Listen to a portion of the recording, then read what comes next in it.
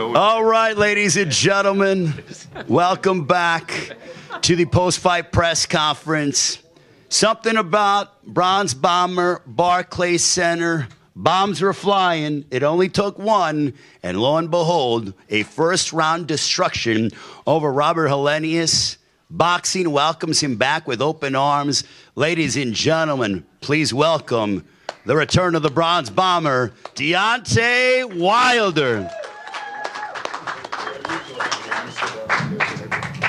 Champ, want to get your thoughts? I mean, talk about a show. The one thing I said in the lead up to this, excitement, entertainment, and my goodness, as you talked about many times, all it takes is one.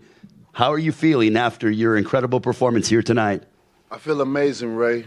You know, many people were worried about my weight and what I would come in at and different things like that, but we just went back to the basis of things. I wanted to come in at a happy weight, and my happy weight is what it is. You know, I'm lower. God have blessed me with power. He didn't bless me with size. He blessed me with power. That's why I can hang with these guys that outweigh me 20, 30, 40, even 50 pounds. You know, and once you go above God's regiments for you, then you know sometimes things happen. And you have to go back into what got you there. And I went back to what got me there. You know, my defense is my athleticism. My quickness is my athleticism. And it was an amazing night tonight. And, man, it's just something about this place. It's special here in Brooklyn. It's special here at the Barclays Center, especially for me, you know, where some of my most dramatic, like I said, most devastating knockouts have came from. My most exciting times has been right here at the Barclays Center, and we did it again. What can I say? D, I think before I turn it over to the media, I think since seeing you from the kickoff press conference, visiting you in camp about a month ago in Las Vegas, I think it's fair to say that you, Malik Scott, your entire team, Don House, your strength and conditioning coaches, you were in the zone all training camp. Did you feel that way tonight? I did. I felt great. We put in the work, Ray. You know, what was the numbers of the rounds? Tonight you did one, so that'd be 733. Okay. Because he did one tonight, 733 for the Bronze Bomber. Count this one as We're gonna count this. We're gonna count this as well. So, you know, we put in the work, you know, and it paid off in the end. And we had fun. We had to go back into the basics, and I wanted to add things in there that brought excitement back to me, that allowed me to train and have fun doing it. Because you can do it for so long, and then it just becomes something that you do, something that is required to prepare for a fight. It's not exciting anymore. It's just something we just doing to get through the day, to get through the process of it.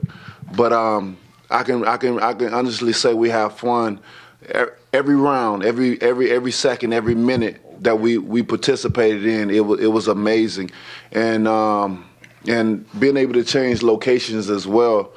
And man, it just everything turned out great. You know what I mean? And I'm forever grateful for the love and prayers and the support that I have. You know, and.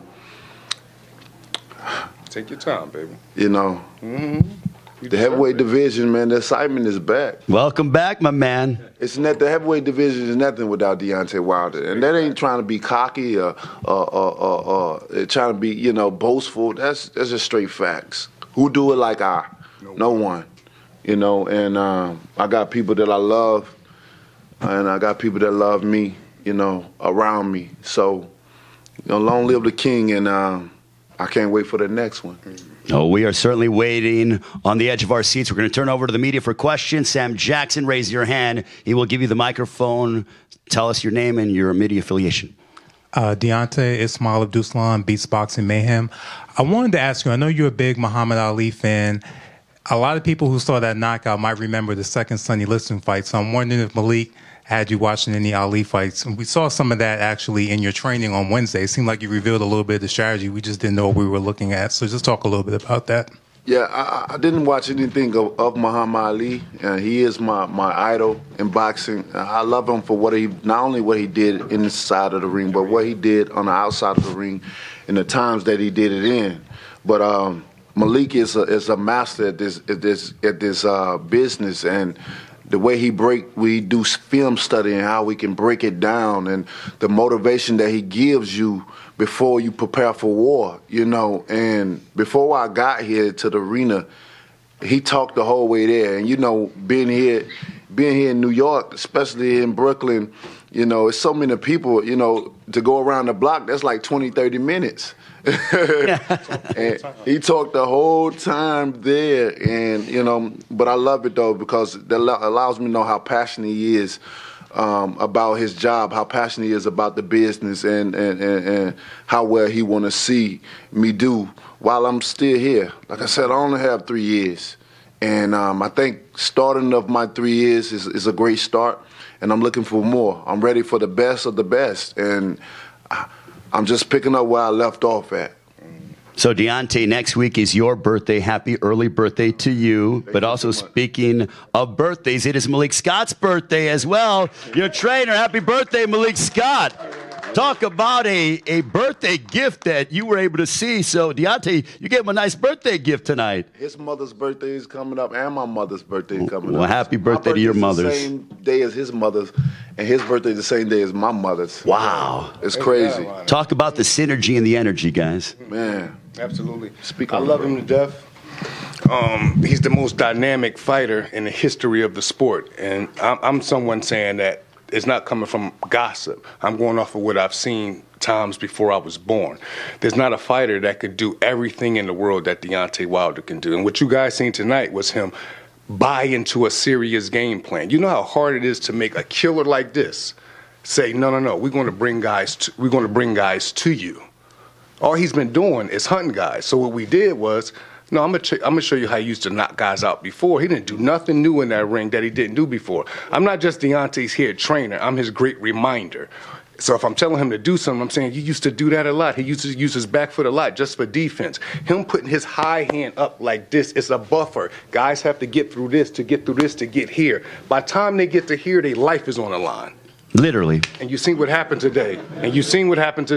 I'm so proud of him. And Come on, bro.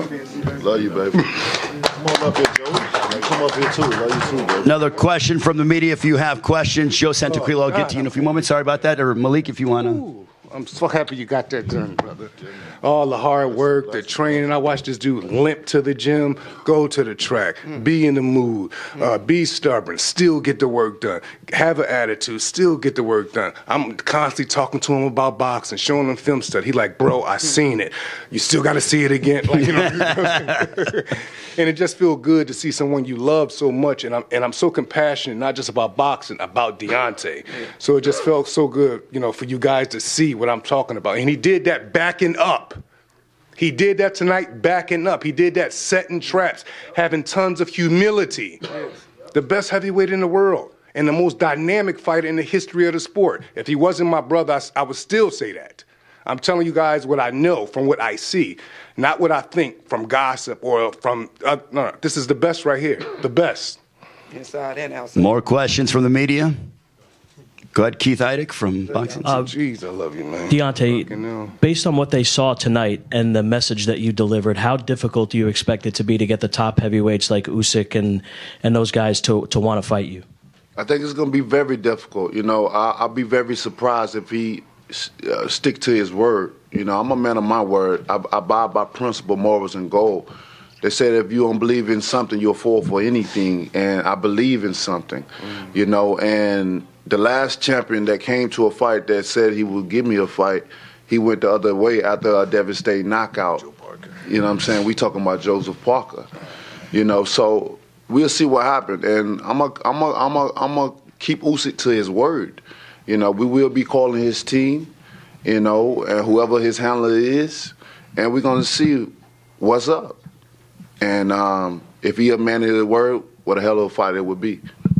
It's a great fight. Usyk and Wilder, sign me up for that. More questions from the media. Hey, what's up, Deontay? This is Najee from Cigar Talk. What's going on, brother? Blessings. Man, great fight tonight. I want you to elaborate just on what Malik said. I mean, like he said, you're a come-forward fighter. We've seen that historically. Today, you fought on the back foot. How hard was that, or difficult at all, for you to implement that game plan? It's not. It's. I mean, just like he said, it's something that I've been doing. It's nothing I've done tonight was new. It's nothing. You know, we just went back to the basic fundamentals of what got me here in the first place. You know, you can travel the world, you can fight against so many different styles to the point you start picking up styles and stuff. That's just like a language. When you go to a certain country, you stay there long enough, you're gonna pick up and you're gonna learn. You know what I'm saying? You're gonna take away. So I've sparred so many different guys and stuff. I've picked up certain things and applied it to fights when I should have just stuck with what I know. You understand me? And I had to break it back down. I had to go back with what I know. Like I said, my defense is my athleticism. And we all know that. You know, that's when I get my most devastating knockouts. And we seen that tonight. So, you know, I just thank God for allowing me to have the mindset to, like you say, you know what, I put certain things in my team hands, along with, you know, I'm hands-on with a lot of things. I'm the head of a lot of things, but certain things I put in their hands because great minds think alike, you know, and I don't know it all, but in life I love learning. That's why they're saying you can't teach an old dog new trick. That's a lie. That's a lie. And anybody that believes that then may go up with you. Mm-hmm. You know what I mean? Because if you know it all, then what's life? What we living for? If you think you know it all, why you can't teach an old dog new tricks? Exactly. You know what I mean? And so, you know, I'm thankful for the guys that I have around me, and it's just a blessing to be able to do what we've been practicing, what we've been working so hard for, and to bring it here to the Barclays Center for a devastating knockout and a great night. And then, you know, Caleb Plant got his knockout, and then followed behind me. Everybody can go home and party. Before we get to the next question, Joe Santaquilo, you have something to go ahead and give Deontay Wilder. We have a present, a belt, another present for Deontay Wilder. Let's go ahead and, Joe, if you want to go ahead and present the title real quick and get on the mic. What is this, Joe? That's the BWAA Fight of the Year belt. Oh, man, blessings. So I'm really, though, I'm the guy that picks up the trash here. I just wanted that. Well, there's a bathroom in there. I'm the president of the Boxing Writers Association, and every year we award this belt to the Fight of the Year. You notice whose name's up top, right? Yes, indeed. Right, and as we spoke a couple days ago, right? Yeah, man. There were no losers last October. You know, when you and I spoke about that. Yes, sir. So, you showed great courage in that fight. You showed great determination. And obviously, we see the polished product today. And I knew your trainer when he was thin. So, here we go. My man. Let's give it up to Deontay Wilder, the Fight of the Year last year. Thank you, guys. Thank you so much. More questions from the media. Deontay right over here. The back. Yes, sir. Kosi, King, Marcus Hayes, Fight Hub TV. Deontay, at the moment when you land that big eraser right hand and you see your opponent going down, exactly where does your mind go and what are you thinking about in those moments? When I hit him, as you can see, I was going for another one, you know, and it was so fast. It was fast for me. You know, I didn't know how devastating it was until I seen him fall on the canvas. You know, I didn't know I did what I did. You know, because we've been training for certain things to become muscle memory. So when I see certain events happen in the ring, my body just respond. And sometimes when you in the ring, you don't know what's going. You don't see what the other people see on the outside, you know. And my body just reacted. We wanted Robert to reach, and once he reached, I teached. And when I teached, a valuable lesson was taught tonight. So the heavyweight division is on check. He was down for quite a bit of time At what point does your jubilation turn into concern for your opponent? Man, my only concern is well, I always have concern for all fighters. You know, I'm a big advocate for fighters because, like I always say, we get done wrong. This is not a sport. A sport is something you play. You don't play this. And we risk our lives for you guys' entertainment. And I speak that forever, you know, but when you have a relationship with a man, you know, when you love a man, you know, when you build a friendship with another man, although he's thousands of miles away from where I am, you know, when you see things like that, man, you want to come to the aid. You know, I wanted to come to the aid, but they wouldn't let me, and I understood because he needed space. But you know, my heart goes out to him, and I hope he's doing okay. He can be able to go back to his family because this is a tough business that we're in. That's why I tell people you got to respect all fighters. You know, people always go about worrying about records and all this, he lost or he's a bum and all that. Well, you get your bum ass in there then. And let's see who's the bum, really. Because you don't play this. You can't play this. So we demand respect at all times. Every fighter that step in the ring, I don't care what the record is. I don't care who they are or where they come from. It demands respect because if not, then you see things like that happen. And then that's a good knockout. Yeah, it's a great knockout. It's devastating, making history and stuff like that. But how much that man gonna suffer? He may be all right now, a little bit, but what about the next day? What about 2 weeks from now? What about a month from now? Maybe years from now? And we seeing what happened. Look at Cologne.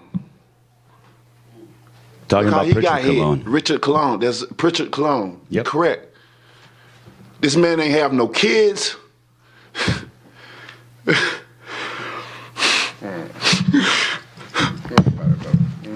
But they don't understand, man. Y'all don't fucking understand what we go through, man. And I don't even know him like that. But I always be an advocate for us because take your time. Take your time, man. This man would never know what it feel like to be somebody's father. And that's some of the precious thing in the world, to be somebody's father. But he'll never be nobody's father, man. This man will never have a natural childhood ability of living again because he got in the ring to support his family. But now, his family got to take care of him for the rest of his life. He probably would have been the breadwinner of his family. And now they seeking for help and shit like that. I can say so much about it. That's why you can't play this. This is serious. We don't know, is Robert going to be the same after this? I just did a job.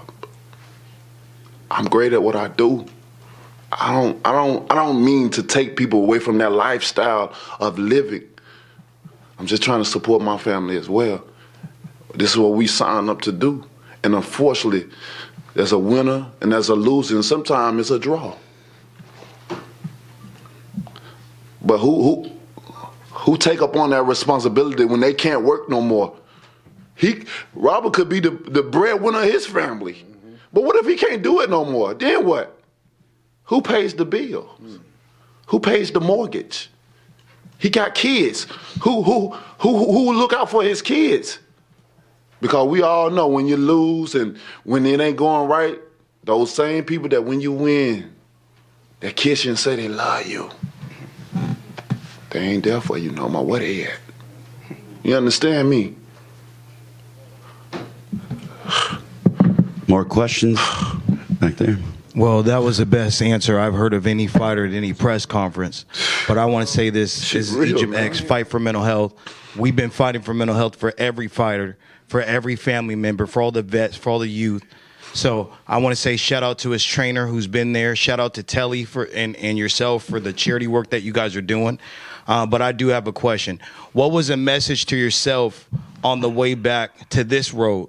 And what's your message, your final message for all those who have been suffering, fighters, families, veterans, and everybody else that suffered from mental health issues. What do you have to say, Deontay? I mean, I know what I'm capable of doing, you know. We always go back to when my grandmother, you know, when I was young, she told I was anointed by God. You know, she said, God kind of trying to use you. And this after me beating up another kid in school to get suspended. Not because I looked for trouble, but trouble always found me. You know, and I had to defend myself. Although my father was a pastor, he taught, don't let nobody do you wrong. Watch out for your sisters and your brothers. You protect yourself out here. It's a cold world out here.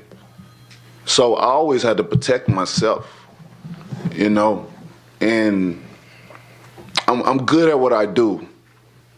I'm great at what I do. Like I always say, we all have greatness in us, for it's only determined by service. All you got to do is get up and apply that service. And some people don't even want to take the time to do that. They rather sit around and talk about the next person or the next person, but you're wasting fucking time in this world. Because the inevitable following us. You don't know when you're going to go. And you just sit around and talk about the next person, and worry about what they got or what they doing, and you ain't even in a position to even talk. So how can you talk? You wasting time. So do something for yourself. A lot of us fighters go through a lot of things. But you know how it is. You don't supposed to cry because that show weakness, right? But if you really understand